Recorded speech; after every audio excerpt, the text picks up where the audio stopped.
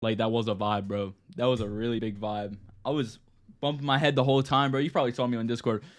But welcome back to episode 31, 32, something like that of the Bear Market Builders podcast. We're here with Litecoin Yagami. Ooh, I got it like that. I can say the big words now, chat. But yeah, we're here with Light. He's the founder of Bad Environment Club. We'll get into that a little bit later. But how you doing, Light? I'm doing well, bro. Yeah, like we were saying before, it's just been a long ass day. Just hungry, but super, super psyched to be on this podcast just because it's like you're the homie and 32 episodes is insane, by the way. Yeah, bro, we did 15 episodes last month. So, bro, we've been grinding. We've been grinding heavy. And there's some big ones coming up. So, I'm pretty hyped. I'm pretty hyped. Hell yeah, that sounds good, dude. You said 15, like 15 like back to back, or was it just like throughout the month?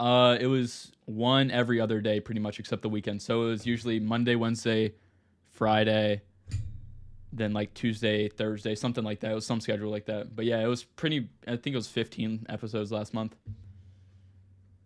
That's nuts, bro. Yeah, that consistency is crazy, for real. Bro, we've been grinding. And if you are, new here, make sure you're following Light, make sure you're following me, both on Twitter, and make sure you go sub to the YouTube before we get into it. So Light, bro, who are you? Let's start it off with one of the hardest questions that people say, usually. Who are you?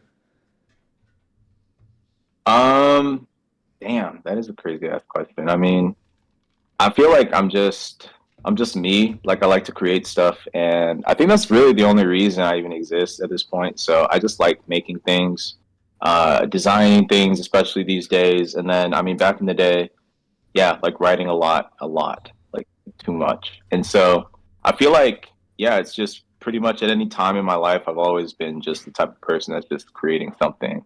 And yeah, I usually sign myself up for like things that are very difficult. So I'm kind of like a masochist, but yeah. Nice, bro.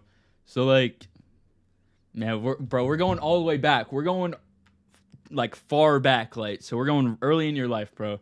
What was your childhood like? Do you have any like fond memories that you love to look back on of your childhood, or is it more like, oh, I kind of like life as a you're getting pretty old now. I'm gonna be honest. So you were like alive in the dinosaur age. So it was like now that I'm like 30 something. What do I like life now, or did you like life better when you were a child? Yeah, dude. I mean, it's a crazy question to ask. I mean, so I am 29, and that's like one of these ages where it's like you really start to reflect on life. Yeah, exactly. And people start to call you Yeah. dinosaur and shit. So it's like I feel, me personally, I really did like my childhood. I think that I just have really fond memories of just certain things, especially like, like growing up in an era of like Toonami and MTV and like all these like crazy like I don't know, man, culturally like influential things. Hmm. I think that a lot of my time was just spent like kind of just absorbing it all because it's just too much, right? In a good way. It Hmm. was just like there was always something new. There was like Star Wars, and then there was like Mario, and it's like I think growing up in that era is probably just something that I honestly feel bad for you, bro. I mean, like it's a little bit different these Yeah. days. Like, I'm not saying that there's not really cool things coming out, but man, back then it was like a whole culture shift. And so it's interesting this new transition, or being through the transition of I would say kind of like reality, and it's kind of blurring the lines and going into like this metaverse, right? Like Hmm. the internet. So kind of living through both feels like I've lived two entirely separate lives at this point, and Yeah. I'm just excited for what's next, really. Bro, for sure. Man, bro, growing up today, it's interesting. It's interesting. There's definitely good and bad parts to it. Social media, that's the biggest thing, I would say. Bro, I started on social media when I was like 9. I started helping people with I helped my brother with social media when I was like 9. So, I've always kind of been into it, and it's a good and bad thing for sure. It's hard sometimes. Like you have to worry about so much mental stuff. And I don't know, it sucks because, bro, everyone, you look at so many people's lives on the internet and they seem so perfect. You know what I mean? And that's kind of why I like doing this podcast, is to show that, like, bro, we are these PFPs on Twitter. We're not all perfect. We all go through struggles in life, and we've went through struggles in life. So it's definitely good to, see that, people aren't perfect on the internet. And I think that's important to see because too many people get in a bad mental health state because they think everyone is just perfect and their life sucks to them. Yeah, dude, that's so crazy. It's such a crazy topic. I mean, first of all, I just want to say, man, like it's very rare that I meet someone that's like super insightful, you know? Like, I mean, I would say your average person, they can be insightful, but it's not like very intentional. But you definitely like you just have all these crazy ideas and things and going on inside of your head. But yeah, it's true. You know, I even used to kind of study algorithms because I was just super obsessed with like you said, like tech and social media and stuff like that and how it Mm-hmm. worked. And it's crazy to see, you know, like even like Facebook, Google, all these companies, like they like almost intentionally do this thing you were talking about, to where it's like you feel insecure if you go on social media as like a 10-year-old girl, like that's going through like a whole different phase of life, right? Yeah. And you see people get likes, and you feel like you're not getting enough likes, and you're not validated enough, and it's just like it starts to mess with you, like from Mm-hmm. a young age. And I think that's the one thing that I feel bad for, you know, right now, especially like kids that are growing up in this digital age. Like everything is online. Everything is, you know, it's like your connections are online, your friends are online, and you never really know. Like, I mean, I think life is just kind of like almost like a illusion, you know? Yeah. Bro, you said like all your friends are online. Bro, that's literally I don't really have IRL friends. I'm gonna be honest. I'm not like the popular kid at school. Like I don't strive to be that. I strive for connections. And I think I have a lot of connections at school, but I also have a lot of connections on here. I meet dope people like you. I meet dope people like every guest that I've had on the last 31 or 30 podcasts or whatever I've done now. Like how, I've met all those cool people on the internet. I think it's so cool. We've seen that with the gaming too, where you can build lifelong friends just by playing a video game. And I think it's so sick. Yeah, it's nuts, dude. I mean, and it's weird because I mean, I know, especially like me growing up, like it was kind of weird kind of seeing like you would have your IRL friends, but you wouldn't really connect with them on the same level as your like online friends because Mm-hmm. like for some reason, bro, you just like are more prone to tell people online like shit that you wouldn't tell people in real life, and they see these different shades of you. So it's like even though you might have like this PFP on or whatever, Yeah. that person actually knows you better than the person in real life sometimes. It's weird. I think it's just because it's like they don't actually know you. They don't know who you are. So it's like they can't just go and tell everyone in your town.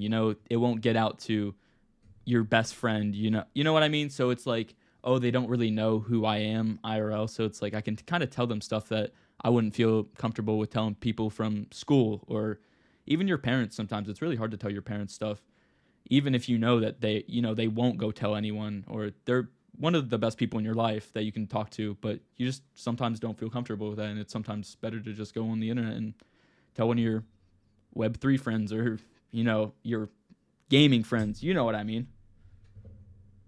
Yeah, no, 100%. I mean, like, yeah, that's the weirdest part about it. It's like I used to like definitely tell my mom everything, like everything, but there was certain topics where I'm just like, you know, like I feel like better talking to this random person I've never met in my life about this very serious topic. So yeah, I feel you. Yeah, bro. So when you were young, what did you think you were gonna do when you grow up? Did you have the vision of what you're doing right now, or did you were you just gonna be go and be like a plumber or something like that? Yeah, I thought, well, when I was really, really young, I thought I was going to be an astronaut.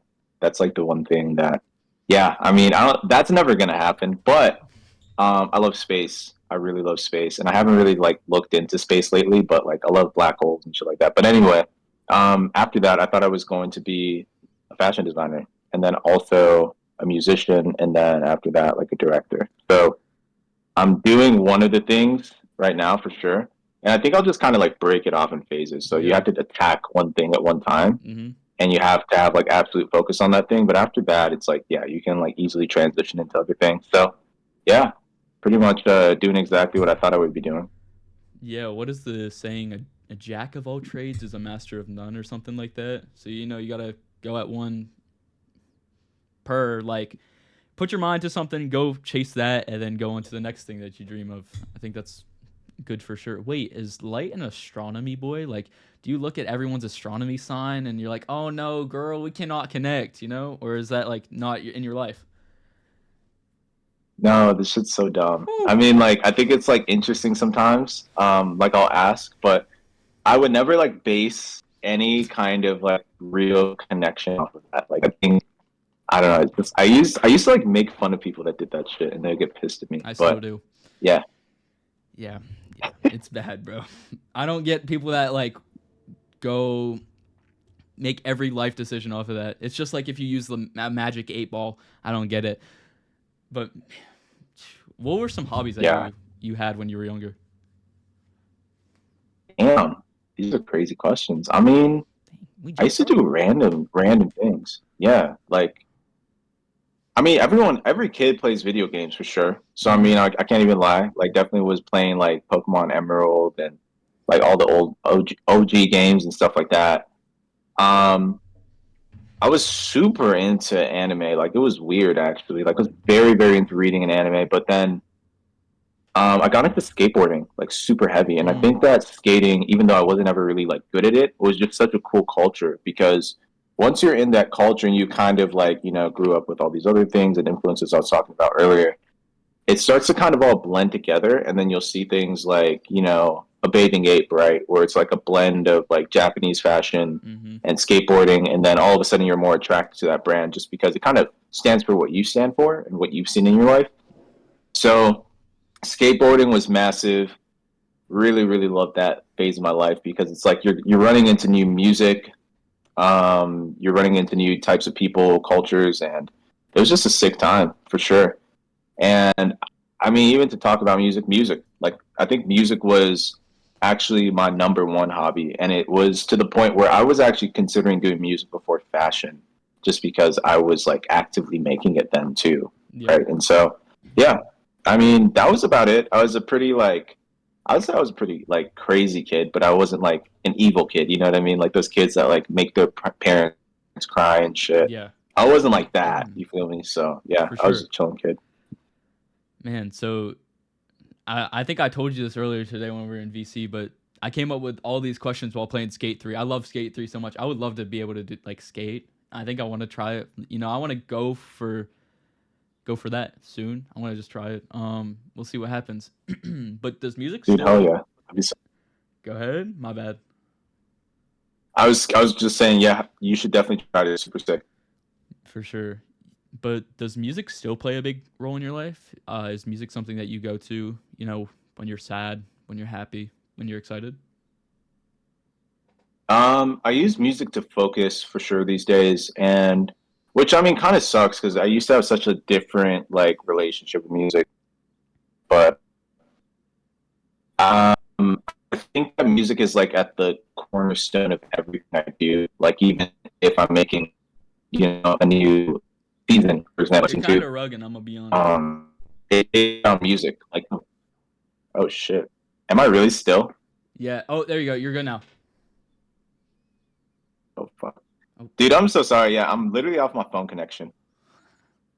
you're all good. But yeah, bro, Okay, cool. music music's big in my life. I'm gonna be honest.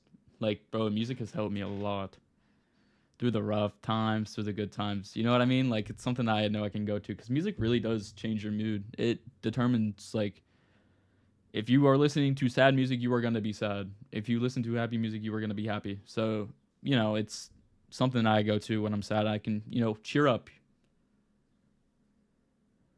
Yeah, I mean, before I wrote, I was basically saying it's just like the starting point of everything I do, Mm-hmm. like straight up. Like it's kind of like I feel like life makes no sense without music.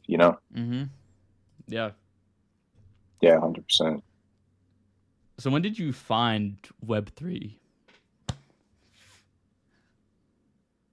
Um, when did I find Web3? Yeah. I'm trying to think. 2020, like I mean it's weird. It's weird because like I was trading before I found Web3 with my friends and stuff, but I guess I found it in 2021 formally, like crypto Twitter at least. Mm-hmm. And so, I mean, I kind of consider that like a huge part of Web3. And so, I mean, I kind of just found it just because I was trying to find the next Doge. Like I was a huge Doge maxi, and Yeah. like literally, like I was just trading GME, AMC, all the degenerate stuff, right? Hmm. And I'm just like, where can I find the next one? And it was on something called Solana, and I just was like, oh shit, I've never heard of this chain, but I don't know what I need to do to get it. But I just bought some Solana and tried to buy some Samo, is what it was called, and Hmm. yeah, it somehow worked. It was super fast, it was super clean. And I'm just like, damn, bro, where's this shit been? And so I just started showing it to all of my friends, and yeah, man, it was crazy just because like I was really just a participant and I still am, but I wasn't ever coming at it like a content creator or anything like that. Yeah. So what did you like? What did you like about it? What did you like about trading crypto? Was it the banking aspect? You know, you didn't have to. You know what I mean? Like just freedom of your funds. Or was it something else?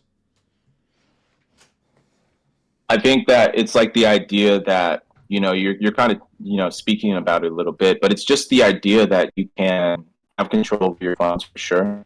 But I think that the biggest thing for me was just like I'm making a lot of money. Like I don't know. Mm-hmm. Like I don't know how to really even say that in any other way. It's just I never saw that amount of money doing anything else. And so I think that's actually why a lot of people are drawn to it, right? Bro, I think They'll make everyone.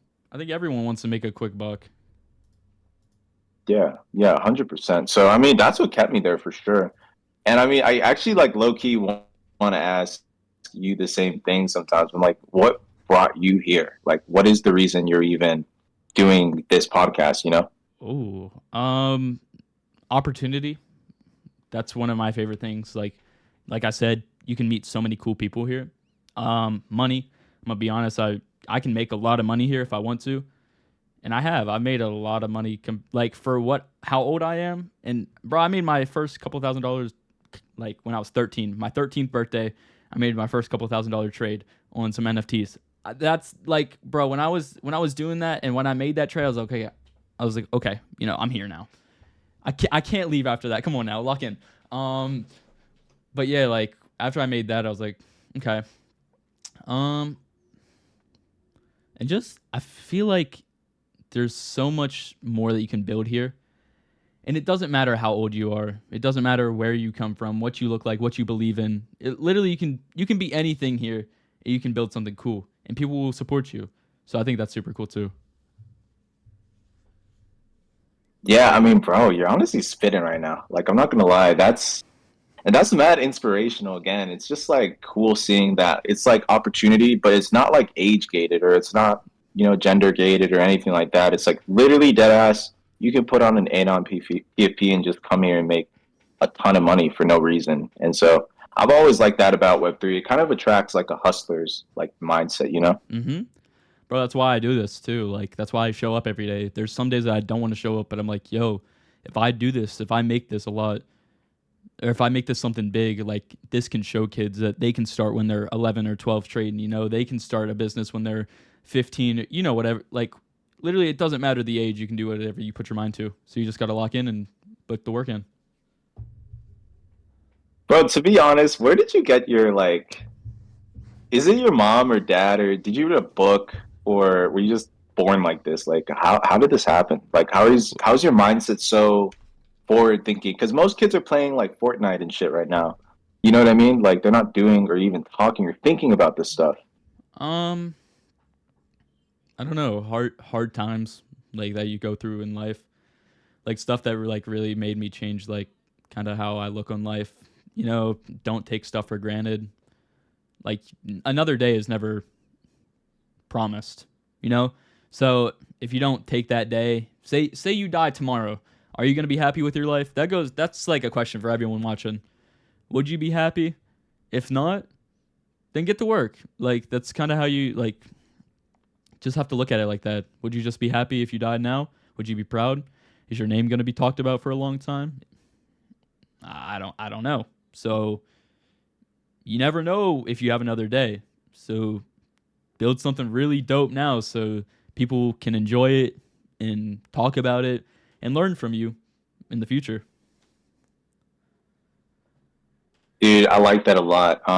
And I think you're so right. Like hard times, like definitely went through them as a kid, and it changes you for sure. Like it changes you forever. It kind of puts this like eternal fire under your ass. Mm-hmm. But I was gonna say, I mean, I was watching this video lately, and this guy just literally comes up to the person that's interviewing him, actually, and he was just like, you know, what would you do if I gave you $10 million right now? Like, would you be happy? Would you say thank you? And what would you do actually? Like, if I just handed you like that, right? I'm gonna be honest. I would take care of my mom. I would. That's the first thing I would go do is just take care of my mom. Take care of my Yeah, but fam. here's the thing. Yeah. It's like he pretty much said that like, um, what if I told you you could take the money, but you wouldn't wake up tomorrow? Would you still take it? And would you? You know? No. That. Yeah. See, that's wild. If you would take no. And so that means that your life or your next day or like whatever, like the rest of your life is worth that amount of money, right? Like Mm-hmm. you're literally worth you're betting on the fact that your life is worth more than $10 million.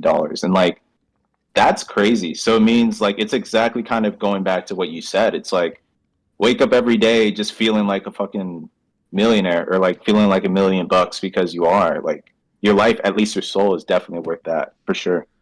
Bro, the first thing I do. I don't know if you're religious. We can get into it.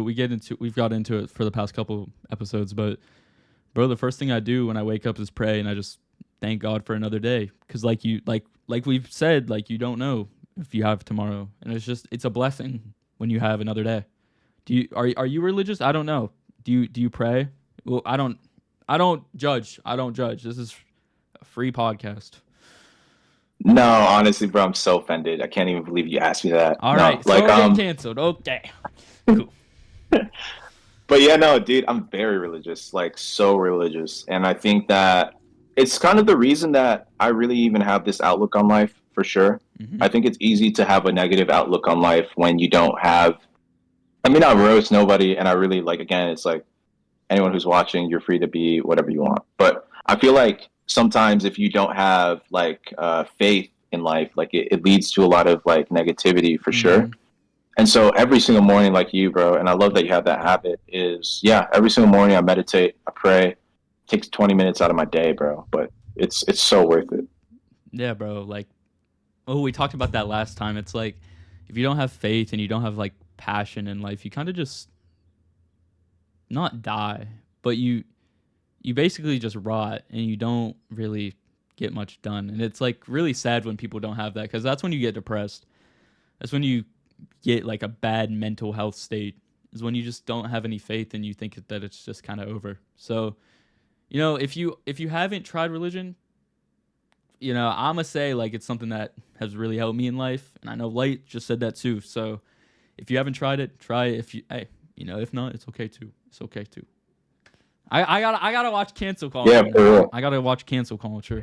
So not trying to get canceled, man. Okay, wait, that was a really good segment. I like that one. That was fire right there. Okay, let's get into So we kind of talked about Web3. Did you know that you were gonna kind of start something in Web3? Did you know that you were gonna build in Web3, or did you just think that you were gonna be a trader? Um, yeah, first, I mean, like I said, you're just riding that high. Pretty much how I started in Web3 was, yeah, you just come in like kind of with this hustler mentality. So I was just working for several NFT projects for free as a mod, as a community manager. I was in every Discord, Mm-hmm. and eventually people just started to kind of know me as like the alpha guy, right? Because I would give alpha on like when mints were happening or this or that or what I thought about it.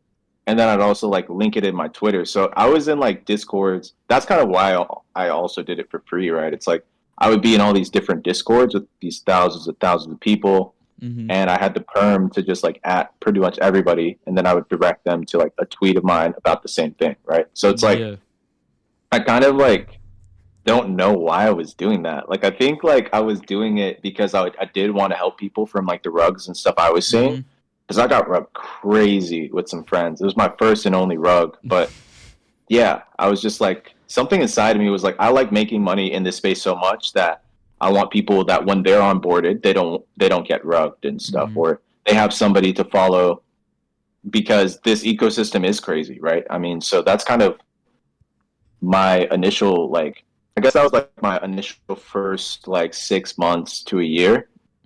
And then after that, I mean, I don't know what happened, bro. Like I almost feel like my memory is gone in 2023, 22, 23, right? Because I was just grinding and I don't know why. For some reason, I was just writing Mm-hmm. threads every single day. I was writing blogs, I was doing this, I was doing that, I was at these events.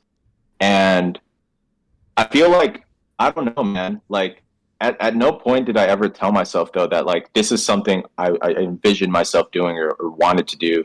And I feel like that's kind of like, the whole thing about following your opportunities sometimes. It's like sometimes an opportunity will literally just land in your lap and it's up to you to take it or not, right? The Mm-hmm. opportunity will fade away if you don't. And so I just saw it. I'm just like, bro, it seems like I'm getting some kind of momentum for some reason.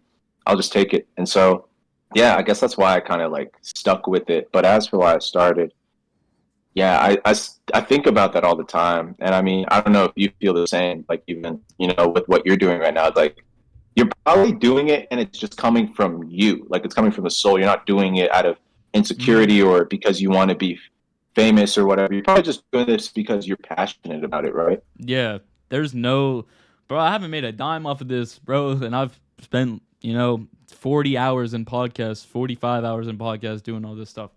So yeah, it's just I love it. I love meeting new people. I love being able to give people the knowledge of cool projects that I think are cool and they should maybe buy.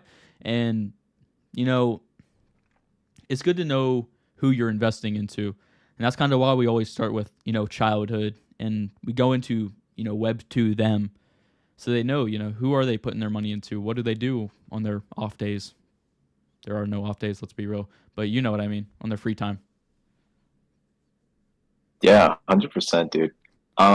Yeah, I think like honestly, even I don't know. I feel like with the Web 2 world and the Web 2 sphere, my biggest disalienation with it, and still to this day, is kind of just like, again, like growing up, there was like good and then like I don't know where at, right? For like a Mm-hmm. couple of years. And I think that's just natural for a lot of kids that grow up like middle class, right? Mm-hmm. And so I just remember just being in a situation where I was just like, damn, bro, like this is really how life can be. And being like 12, 13, it's super real, right? And so that stopped around when I was like 17, 18. And I just saw so many different sides of like Web 2 worlds. And I was just like, bro, like even looking into things like stock markets and how they work and how like they do artificial shares and all that crazy stuff. I got Mm-hmm. like so deep into this rabbit hole that I was like, damn, bro, I kind of think like Web3 is like not the only last chance, but it's like the only place where I would say like centralized like entities don't have like a stronghold over it. You can literally do whatever you want over here. And so that's kind of like something that kind of like attracted me to Web3 out of Web 2 and like why I'm even still interested in crypto to this day. Yeah, bro. Man, okay. Okay, you kind of cooked with that. I'm gonna be honest. You cooked with that one. You cooked with that one. So when did you start bad? When did the idea first come up, and how long was that until you actually started working on it? Let me know if I'm ever rugging, by the way. So Yeah, sorry yeah, again. you But good? um, so I was talking to a friend. Her name's Hannah, and she just like has the craziest ideas. Hannah Knight. But Yeah, yeah, we she have has the her on next craziest week. ideas. Oh, dude, definitely tell her that. Yeah, I mean, she's a fucking genius. But anyway, we would just have these like, conversations about Web 3 and where it was going and ideas because, again, I used to write a lot of threads. My threads weren't just about like projects; they're introspective sometimes. Mm-hmm. And so we would talk because of those. And so we were kind of just saying, like, what is the point of all of this? What's the point of Web 3? And back then, I really wanted to release this like comic book slash like anime manga project for some reason, right? Mm-hmm. Called Bad Environment Club. And I remember her talking and us talking about it. And then out of nowhere, she's just like, well, why does it have to be an NFT? And I was just like, oh shit, she's right. Like, I don't know. Like, I literally was speechless for the very first time, right? Yeah. And so I was just like, you know what, fuck it. Let's just scrap it, right?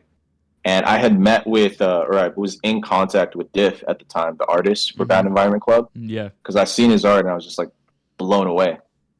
So I'm sitting there like not knowing what I'm about to do, and for some reason, bro, like I was just really picking my brain at it. And I was just like, well, this whole idea of like authenticity, right? So like Nikes, for example, sometimes Nike will literally buy fake Nikes and send them to StockX and they'll pass. Like as in like StockX will say they're legit and then they'll Mm-hmm. sell them to people. I was just reading an article about that. I'm like, that's crazy. Like how do you solve that? Right? Like how does Mm-hmm. anybody, because these fakes are becoming so good. At this point it's like there's no way, right? Yeah. And then I thought about what Hannah said. I was like, oh shit, like an NFT could technically be like the verification of that, right? Like it's Mm-hmm. just something that's pointing to a domain saying it's owned by this, right? Mm-hmm. It's a contract. And so at that point I'm like, well, it still doesn't make sense. But then I thought even deeper and I'm like, well, what if you put an NFT on every single item, right? Like, the Don't Mint shirt, for example, has an NFT on it. And I started thinking, and I'm like, okay, NFTs, because NFCs are the only things that you can like attach to an object like that. You can still, make it interactive, so they tap with their phone to verify it Mm-hmm. and interact with the NFC itself. But also, it's just like very seamless on Solana. Like, I couldn't do this on ETH. It would take too much gas. It'd be too slow. And so at that point, I was like, I think I have this idea. It sounds crazy as hell, but let me go to my homie Schaefer about it, because we had literally just gotten out of another startup that got acquired. So he hired me, right, like for that startup. Mm-hmm. And I was just in limbo. He was in limbo. And I came to him with the idea in New York. And I mean, bro, at first he was just like, nah, dude, this sounds like too weird. This is like something that I don't think is gonna work, basically. Mm-hmm. But I convinced him, bro. I really did. And then out of nowhere, he's just my co-founder out of nowhere. So that's pretty much how the idea came about. Um, I remember just like being like so psyched, like just so psyched that like someone was down to like, ride with me on that. And it's been a crazy ride ever since, man. Yeah, bro. Sounds like it, bro. Holy cow. So what's it like having someone like Schaefer as a co-founder? Yeah, it wouldn't work. It wouldn't work without him. Mm.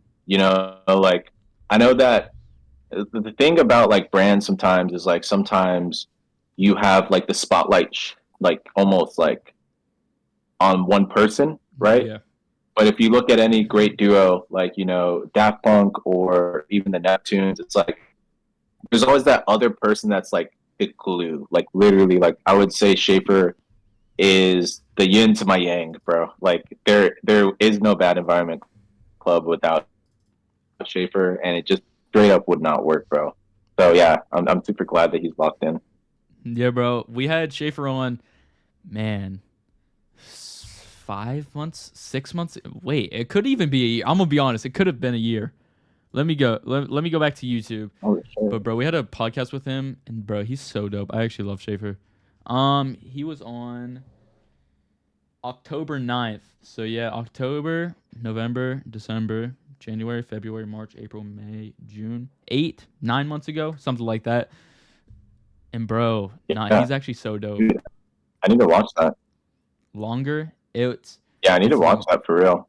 yeah, bro. Nah, and that was my last podcast before like taking the long break. Holy cow, that was like October 9th to March 7th before I uploaded another one. That's crazy. Why did you take a break? Was it just like needed some R&R, or were you focused on like trading or what? Mm, mental.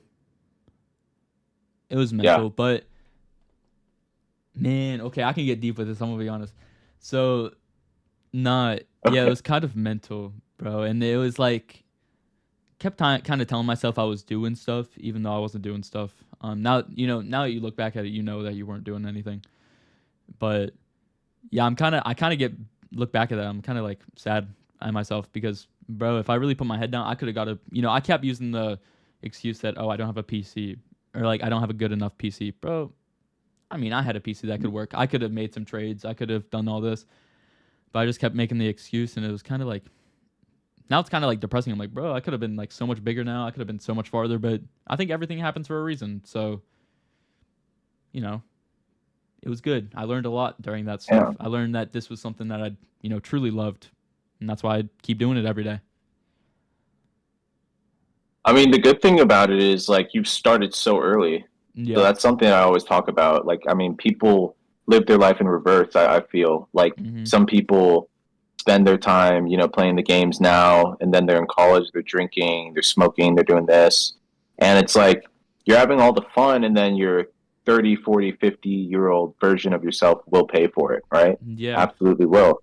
It's just the law of opposites. But then it's like, people like you that are locked in now, even though you're going to have these like times where you feel like you're not doing enough, you are, or even when you feel like you're making mistakes, dude, like by the time you're 20, you're going to be light years ahead of the version of yourself that just said, fuck it, let me just do whatever, right? Yeah.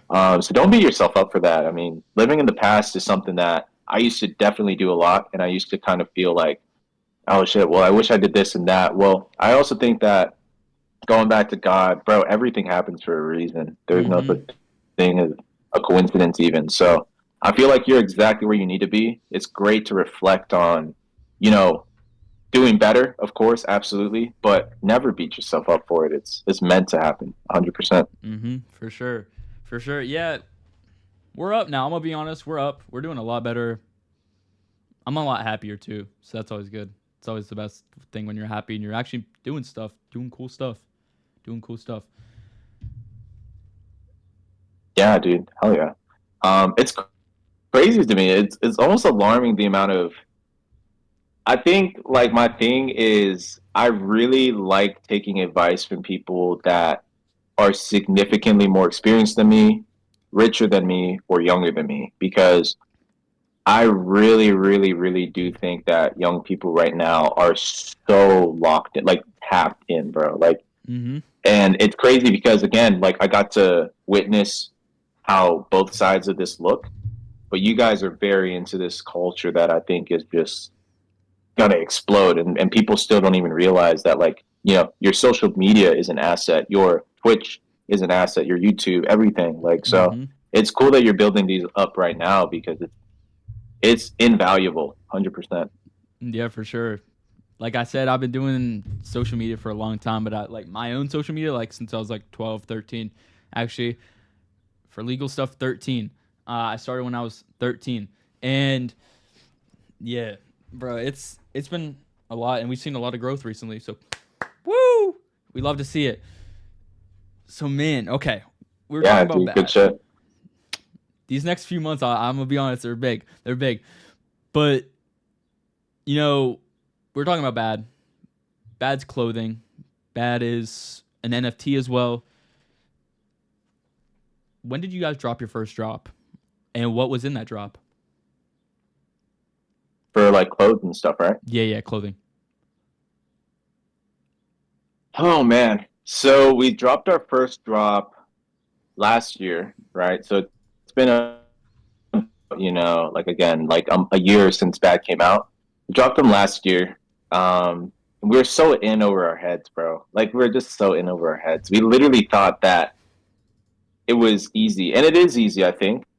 But like, you need to be humble when you first start something so big, especially if it's an idea that you want to last. Mm-hmm. So I mean, yeah, like we dropped some really, really cool things. Like I'm still a huge fan of like the OG Ape hoodie with Brett Colby. That to me is like something that I think one day we'll be going for just a lot of money just because like it was like the first attempt at like a really good design that we put a lot of hours into. But then there was some like other designs that I wasn't really happy with. And I was kind of just like beating myself up so much about it. Like even working with some of these manufacturers that I trusted or whatever. It's just like, yeah. So I learned a lot, and I think the coolest thing about that drop, to answer your second part of your question, is it just came with these like digital virtual doubles, right? And a lot of people ask why were you doing that. It's literally like what we were talking about before. It's this idea that you can actually authenticate anything, right? Mm-hmm. As long as it exists in the physical world and you can put an NFC on it or near it, you can literally verify the authenticity of that. And that's huge because what people don't understand is the counterfeit industry is I think it's like a $4.3 trillion industry. So the uh, it's the biggest criminal like industry in the world. Long Yeah. story short, and so to kind of put an arrow in that, even metaphorically, and just be like the concept, right? Because I'm not saying that this we're going to be as big as Nike, right? I'm not saying that, but I'm saying one day Nike will have NFCs on their stuff because there's no other way for them to circumvent this, right? And so Mm-hmm. just kind of playing that proof of concept out to people, we got a lot of really culty like believers that just understood. Like they just that's the thing I like about bad. It's like 99% of people don't get bad, and I don't want them to. Like Yeah. I'm so down to just be with to rally with the 1% that like they literally just understood it from the jump, and they've seen it evolve into what it has evolved into now. So yeah, I mean that's a little bit about season one, and we just sold pretty much our last archive sale, so they will never be sold again, which is kind of crazy. Yeah. Man, that's wild. I think when I first heard about you guys, it was right before the PFP mint, which we'll get into. But you guys were doing the interviews. The interviews. You, Nani, Schaefer were doing the interviews, and bro, I thought it was cool from the get go. I'm gonna be honest, but it's been fun seeing Bad evolve from like before PFP to where it is now. I think it's grown a lot, especially in the last few months. Like the last month has been really big for you guys. Yeah, it's been scary. I think like the coolest thing about it, so it's like, first of all, I'm so glad that we were able to meet people like you because back then, to people when we were doing the interviews, it was like cringe or, it Mm-hmm. didn't make sense or whatever. But like, it's so simple what we were doing. We're just making genuine connections with people. Like, we're asking, who are you? Like, I see your PFP, I see your D God or whatever, but it's like, I don't really care about that. I care about the person behind the PFP. Yeah. And by doing that, we were able to curate this really, really, really, again, culty community. And you need, even if you have a cult of like 10 people, you can do a lot of crazy things with that, right? Mm-hmm. And so, yeah, I mean, like our growth really right now has been kind of, at least as far as Web3 goes, in silence. Like it's like we're building this iceberg theory to the point where it's like our Web 2 angle right now, like from our email list to our followers and stuff on Instagram to the amount of people that even hit us up for drops that aren't out yet in Web 2, that's gotten pretty scary. And that's why I'm like really hyped lately because it's just like, okay, like this shit is gonna like pop off in Web 2 and then that just bleeds over to Web 3 eventually. Yeah, for sure. So NFTs, NFTs. There's a bad collection. Actually, let's start off with the first bad collection, the pills. Yeah. So what kind Yeah. of what So kind of were the pills pills? pills basically they had two purposes. I mean, one, they still have a purpose, right? So if you're somebody that's just like, I don't know, like here's the cool thing too. It's like I really don't believe in the idea of NFTs being expensive. So I'm kind of like with Vipu on a lot of stuff, like Drip. Like I like Drip a lot. I think it's the coolest platform or one of the coolest platforms in Web 3 because it's like NFTs at scale that are affordable, right? Mm-hmm. And so I kind of view them as like marketing awareness tools too. And so Pills like put a lot of spotlight on our brand and then invited people into the brand for I think when we minted in the bear it was like $20 or something, right? 30, I think it was 20, $30. It was really cheap. and even now, right? Like on secondary, it's definitely very, very cheap. Yeah. And so it's like if you're ever kind of like interested in Bad Environment Club, getting a discount and early access to what we do, it's like that utility is still literally built into everything, right? Like even when we drop our season two, we still put those discounts for people that hold pills and stuff like that. But the second thing is pills became characters. So I guess the third reason as to why we have this like diehard cult, like and I was thinking about it the other day. I was just like, man, some of these people really, really, really like that. Why? And I was like, oh shit, like I don't think a lot of people realize like some people, right? Like they were buying like pills for like $5, $4, $10, right? Sweeping Mm-hmm. them at those prices.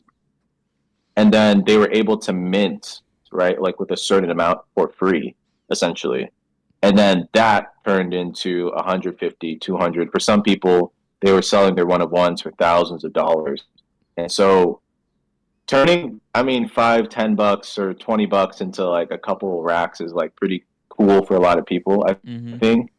And then also it was just like the art really was unique. And so by Pills kind of transforming into that, we got like this new version of our community that was like just very like bullish on us and anything that we ever did. And it was almost like we could do no wrong at that point.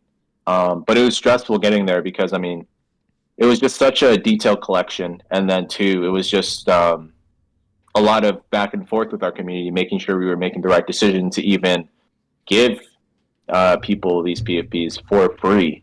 So that was it was a crazy time for sure, but it was definitely most needed because yeah, we were able to get over that hurdle and start focusing on fashion and stuff. Yeah. And after you dropped season one, looking back on it, what did you like about season one, and what did you dislike about season one? I loved how passionate we were about season one, and I mean that passion still exists. It kind of like flowed into season two slash 2.5, but yeah, I liked how like delusionally passionate and like just hopeful we were. um I think that you kind of need that at the end of the day, even if you're somebody that has no idea what you're doing, which I mean obviously like coming into it, I was not even near as good as a designer as I am now. But something I didn't like about it, in my opinion, was I really feel like the target audience I was looking for, I didn't see initially. And so that's something that, we started doing interviews for, right? It became apparent to me that I'm casting this net in Web3, and it's like, it's not like they're not ready for it. I would just say most people aren't very interested in culture specifically. They're more interested in making money right now. If they can have two, awesome. But yeah, they would actually choose money over culture. So it was kind of difficult trying to find that target audience. And I would say another thing I didn't really like about season one, like I mentioned before, is I was just so naive. Like I thought like things worked a certain way and they didn't with manufacturers and uh, even like dev times and stuff. You know what I mean? Mm-hmm. So yeah, like just a lot, bro. A lot of stress all the time, but it was fun because I love solving problems. I've always been like that. And I've always been the type of person that's like stubborn as hell. Like I just will not stop trying to solve a problem until it's solved. So that's something I guess I also liked about it. Nice, bro. Man, I can tell you learned a lot just from that. Like, you can tell that you guys are taking it up like the next step. You know what I mean? You gotta sometimes fail. Fail's a good thing. Failure is a really good thing in life. Too many people don't think that that's good, or failure's not good. But take that failure and go up. So season two is gonna be lit. I'm gonna be honest. Season two is gonna be lit. So let's keep going down the um what's that? Not the roadmap. Man, I'm in Web3 too much. Let's keep going down the timeline. There we go. Um, so after season one, it was kind of like a dead time. Do you agree? It's kind of like a dead time. What what did Yeah, you dude, what that did you was guys do during that dead time? Sorry, and you know at the end of it, obviously you close the Discord and stuff. So we'll get into that. But go ahead. Yeah, I was gonna say that was such a weird transition phase because I just remember I think me and Schaefer were working on something crazy, something just, completely just useless, right? And it was just something so dumb. And I remember I was watching this Steve Jobs YouTube video, right? Mm-hmm. And he's just talking about like focus and stuff and prioritization on certain things. And I was just like, what are we doing?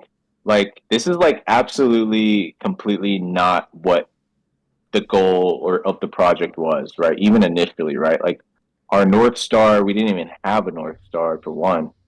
And it was just like we were legit like waking up every day trying to like please people that didn't even like streetwear. And I'm like, that's not what we're supposed to do. And so I pretty much like internally had this like crisis where I'm like, okay, I need to do something very drastic and I need to legitimize the business. So I'm thinking kind of like in steps, and I'm like, let me start with legitimizing the business. So we got a second LLC in the U.S. We made that an S corp like very recently, even. We got a tax organization working with us.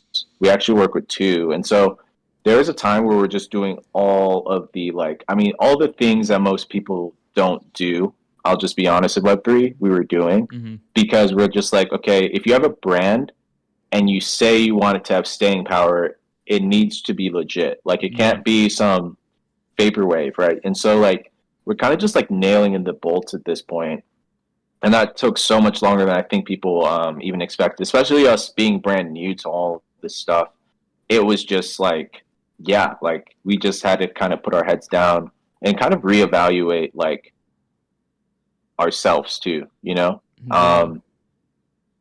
And I think the second thing for me was, I mean, yeah, like this whole thing about like, what are we going to do? Where are we going to go from here? And like, who are we? Like, what's the point of Bad Environment Club?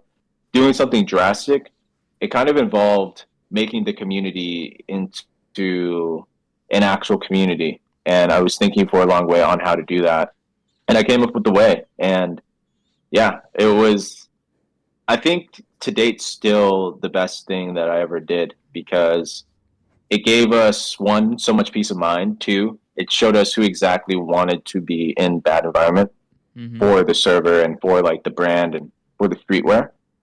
And then three, it made us kind of reconnect with our community, or at least our core community, because there was things about you even that I did not know, right? Like I was kind of having fresh conversations with people, and yeah, bro. Even to date, like I'm still so glad that we're taking this approach to a smaller community so seriously, because like as we scale that community and as it becomes like, you know, 1,000 members, whatever. It's like, bro, like I want everybody in there to be real. I want everybody in Mm-hmm. there to know who they are, and I want everybody in there to just like, almost be like homies, like really homies. So yeah, Yeah, bro. Holy cow. Just talking about the old bad Discord. I've heard you guys say this, so I don't feel bad saying this. If you didn't say this before, I would feel bad. But it was a ghost town, you know? When you get that many people in there, a lot of Discords die. So, it happened. They need to give that like a name, like when the Discord just starts to like die. But, you guys did that and you closed the Discord. Did you guys get hate for that? What kind of hate was that? How did you guys deal with that? dude. To be honest, as far as hate goes, I expected more. I Yeah. expected at least like when people type certain things like with the fucking emojis on announcements. Reactions? I expected at least one person to write rug. I mean, seriously. Yeah, like I mean something. And that's again another cool thing about Bad Environment Club. Like even when we had this huge Discord with a lot of people, I would go to some other Discords and it's just like they're roasting the founder, like in the main chat, they're saying this is the blah blah blah. bro, like I think we had like two incidents ever, and it was just like these people are like completely unhinged anyway. So it's like don't listen to them. But it's like, yeah, our community has always been super wholesome. I don't think I've really ever even gotten some of the hate that I've seen other people get for much less. And I think it does come from like a few places. I think it's because like any like sane, rational person can see we are trying to do things legitimately, Hmm. differently, but legitimately. And I think too, it's like I did spend like 3 years like just literally giving nonstop value to the space just because like I didn't ask for anything. I didn't do Yeah. any weird behind the scenes deals. Like I was just, yeah. And so I think with that does come a certain amount of respect. And that kind of goes into something that, we could even get into, but respect is so, so, so important, bro. Like, especially in a smaller space like this, it's like respect goes a long way. And respect sometimes is like the only reason that you're even allowed to experiment without getting hate to the point where you can't function or do things. So, yeah, I'm definitely, thankful that I was able to cash in on some kind of good karma, and that definitely was needed at that time for sure. Yeah, bro. I actually did want to go into like reputation after you said that. You know, I feel like too many people in the space kill their reputation with what they promote, what they do. You know what I mean? What they talk about, what they just literally everything. Everything goes to your reputation. What you do online, what you do, everything. And people just kill that so quickly. And obviously you haven't, like you said, like you were able to do experiment stuff. You were able to experiment with new stuff and not get too much hate for it because of your reputation. Has reputation played a role, to today still? Yeah, absolutely. It's crazy, man. I mean, I will still run into people that will say like, "You really helped me think about things in a different way because of this thread," or "You helped me realize an opportunity that made me a lot of money because of this thread." And it's like, sometimes you don't realize, especially when you're like an influencer and you have this hot streak, is what I like to call them. So like Mm-hmm. influencers, whenever they want, really, if they know how to play the algorithm right, they will have these very massive hot streaks. Some streaks last, a couple months. Some last for years. I mean, look at someone like Ansem, right? Yeah. And it's like, yeah, like I think that at that point, it's a matter of what are you doing with this engagement that you're getting? Because engagement, I can go on Twitter right now and say something crazy as hell.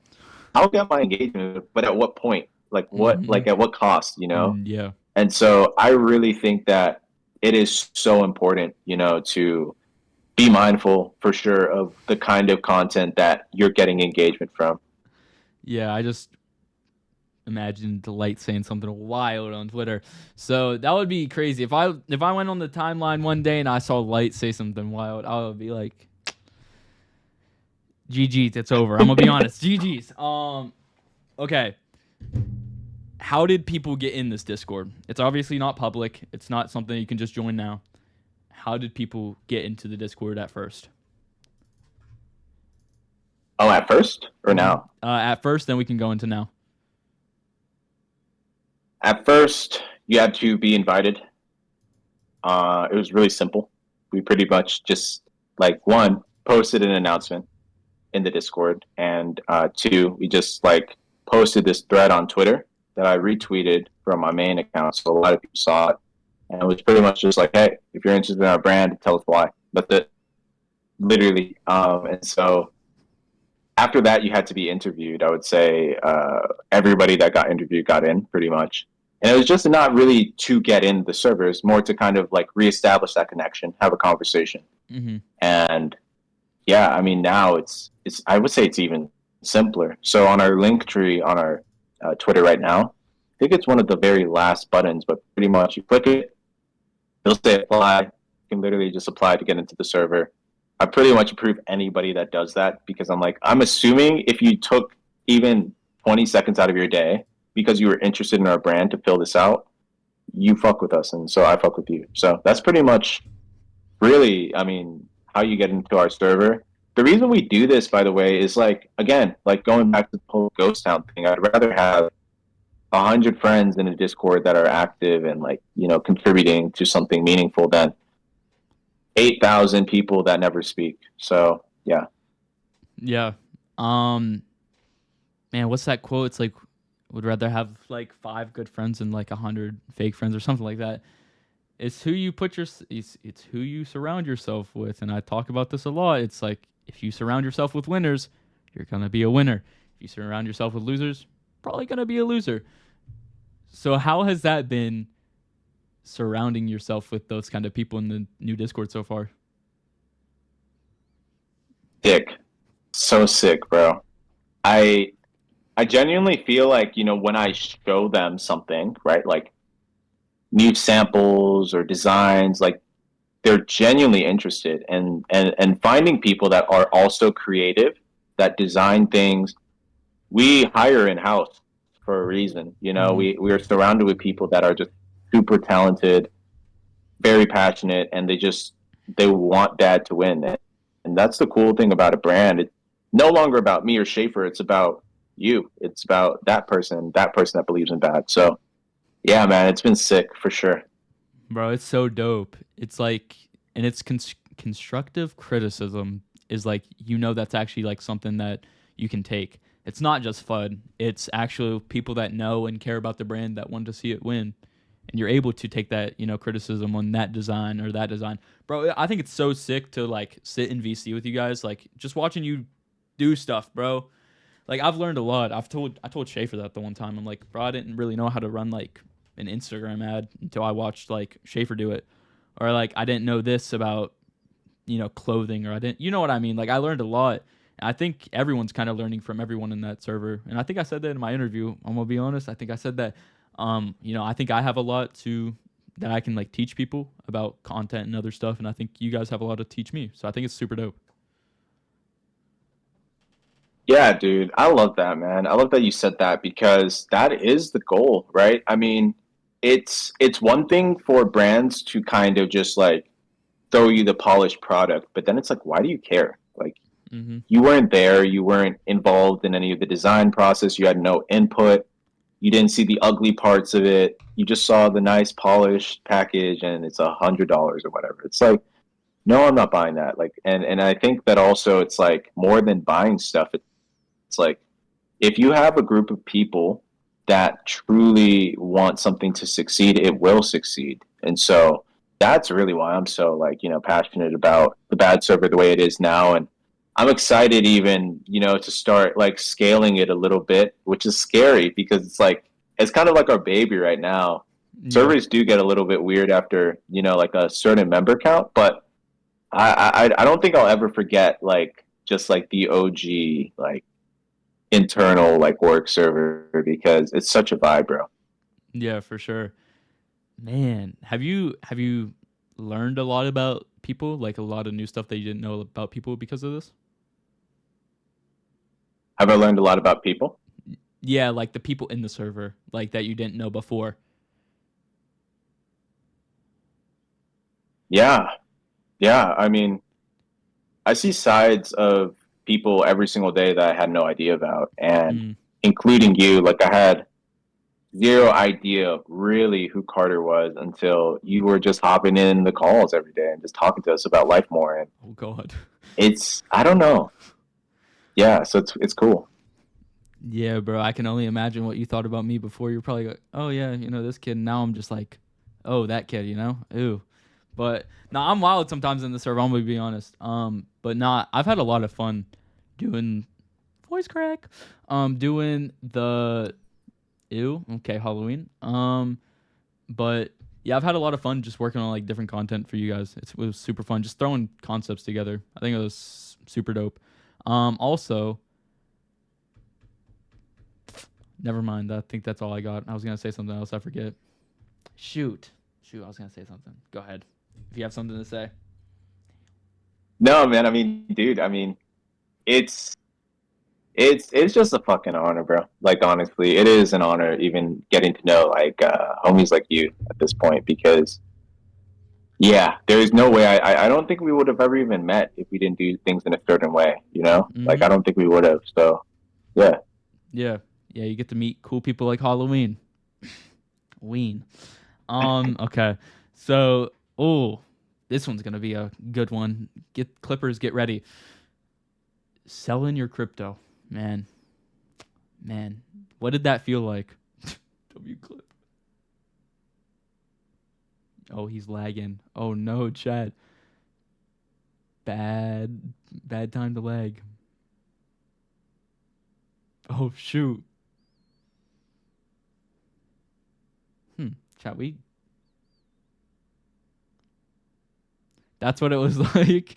Yeah, you just. It was gone, bro. It was gone. That face, I know, bro. That's an interesting face, Chad. What are we thinking?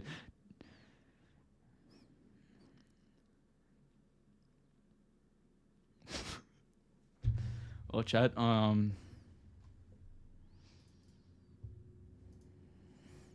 got you guys. While we're waiting.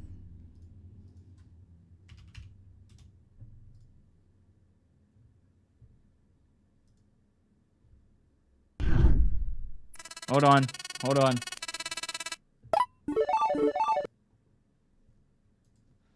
Okay, we're gonna get. Hold on, we're coming back. Don't worry.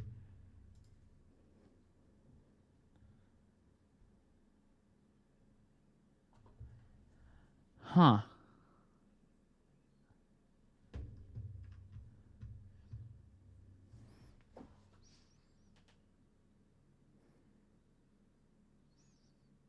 Oh, he left. Okay. He may restart.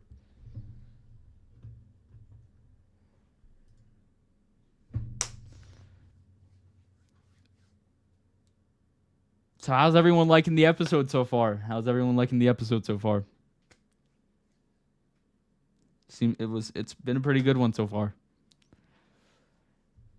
Banger for sure. Halloween, when are we getting you on one?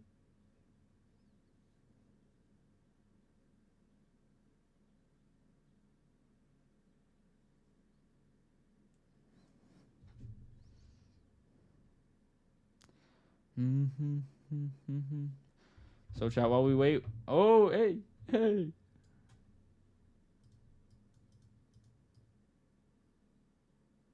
Yo, Hey. you hear me? Yeah, you're good now. I just want to say the face that you Dude, got I'm so froze on, sorry. that was so funny. That was the funniest face you could have probably got stopped on. But bro, hey, you're good. It There's happens, no way bro. it's stuck on that. Oh yeah, that was good. That was a good one. So man, I'm okay. sad, bro. It happens. It happens. So what were we on? Selling your crypto. Oh yeah, Ween says that's what it was like when you just froze and you were gone. So selling your crypto. How much? Why did people hate you so much because you did that? Why do you think people hated you so much for doing that?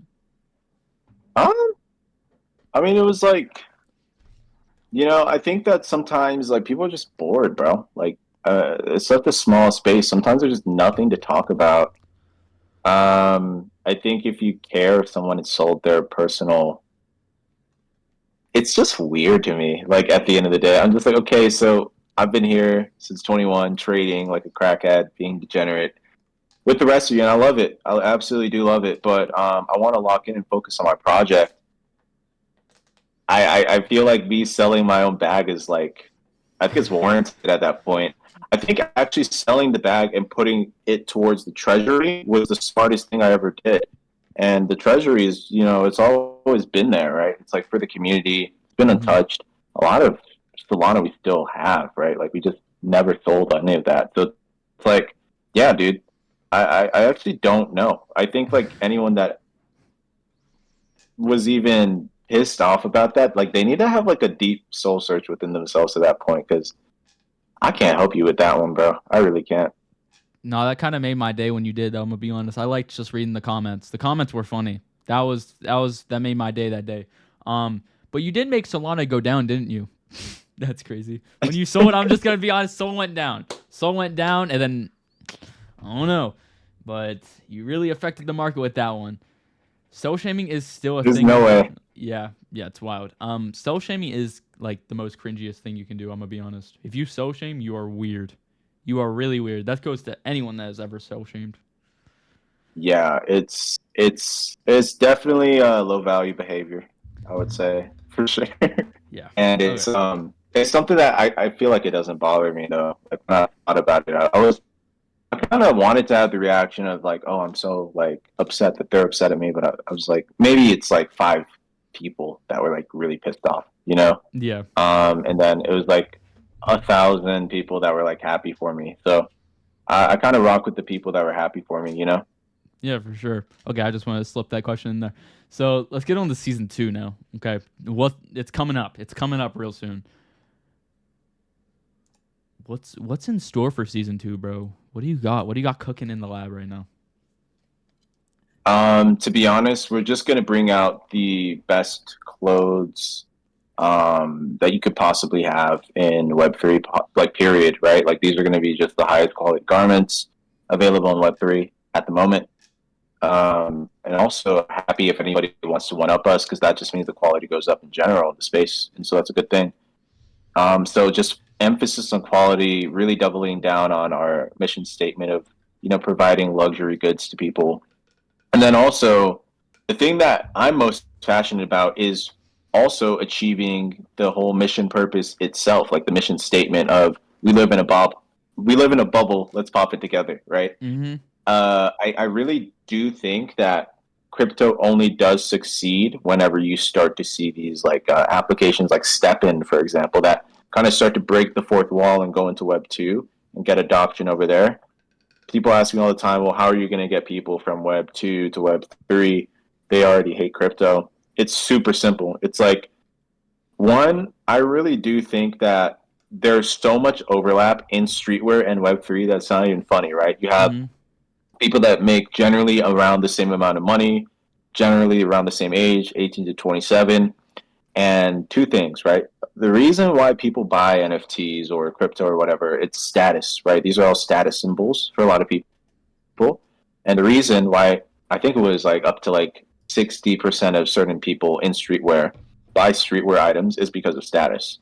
And so that overlap is already insane. But when you take this NFC and you're able to kind of like even get somebody in Web 2 that has nothing, like they have no idea, about anything that has to do with crypto, Mm-hmm. getting them to interact with an NFC that, runs on Solana, that's a huge, massive, win in my book. And it goes deeper.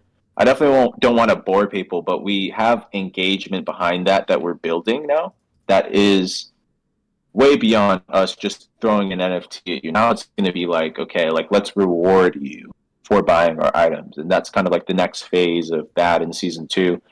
It revolves around a loyalty application that essentially keeps you inside of this like, black hole, right? Where you just can't come out because it's just so engaging. But then Mm-hmm. also it's like you're getting rewarded for, participating inside of the application, whether it be through merchandise that we provide or things like, I don't know, bonk. So yeah, that's pretty much what we're focused on right now.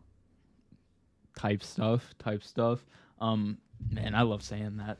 So, man, how has like growth been so far? You kept talking about Web 2. People have started to ask you about bad like. Have you seen substantial? Is that a word? That's the word, right?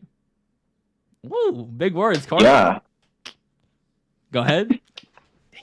yeah. I mean, we started working with an ad agency that has an incredible track record. And long story short, we got about 2,600 email signups in less than a month and a half for our season 2 drop. And we haven't even started, right? Like in my mind, we just kind of put out these like, cool teasers here and there, but we haven't started modeling. We haven't started like the direct, like on the garment floor photos and stuff where people can like go to the site and actually purchase things. We just have been teasing, right? So like, Mm-hmm. what does that email list look like when it's 10,000? What does it look like when it's 50, 100,000? And these are all people directly from Web 2, right? Like the plan is definitely to have a very substantial, cult of people from Web 2. Now, anytime we send out an email blast about a new item that's happening, um, they are the ones that like yeah are gonna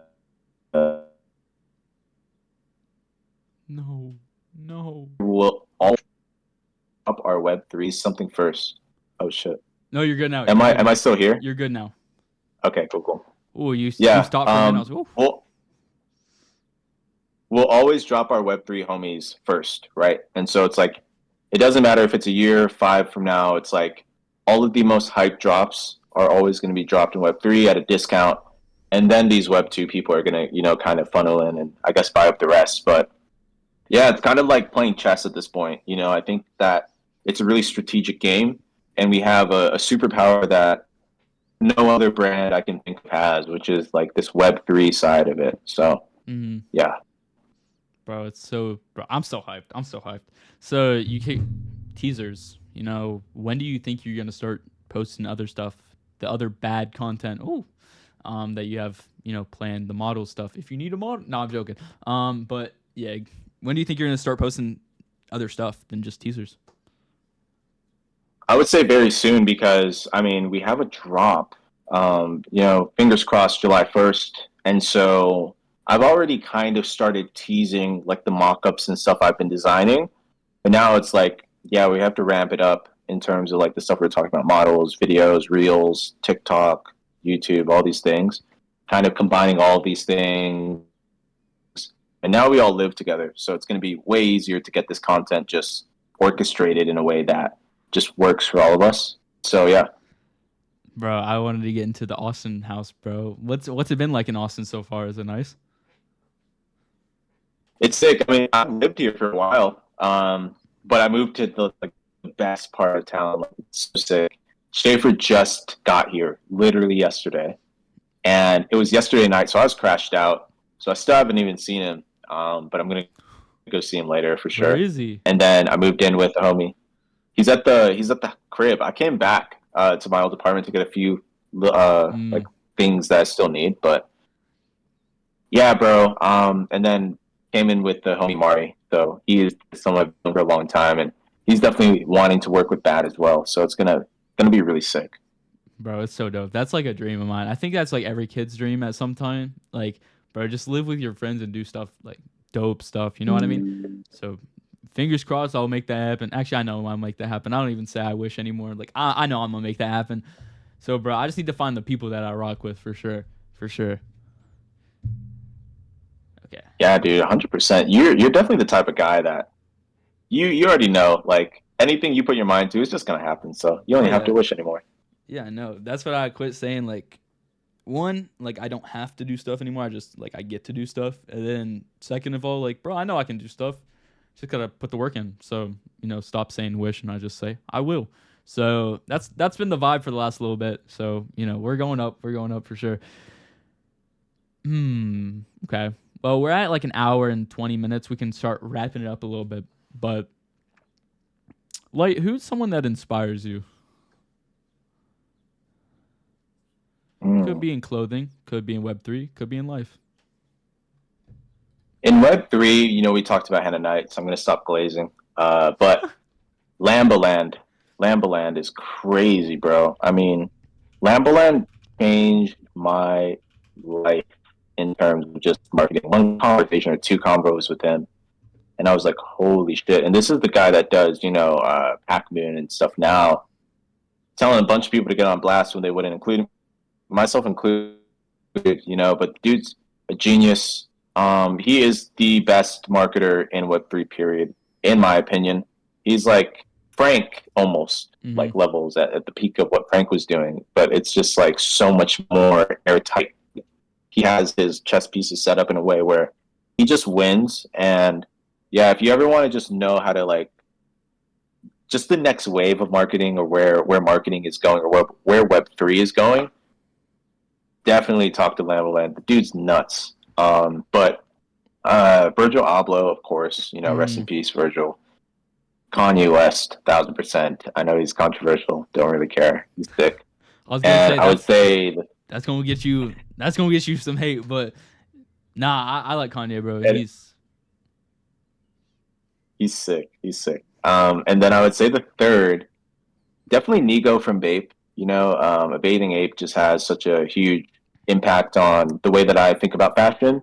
It used to be kind of like, you know, to what's the word? It was my idea of fashion was, oh, it's supposed to be like boxed in, right? Like it's supposed to Hmm. be very uniform, I should say.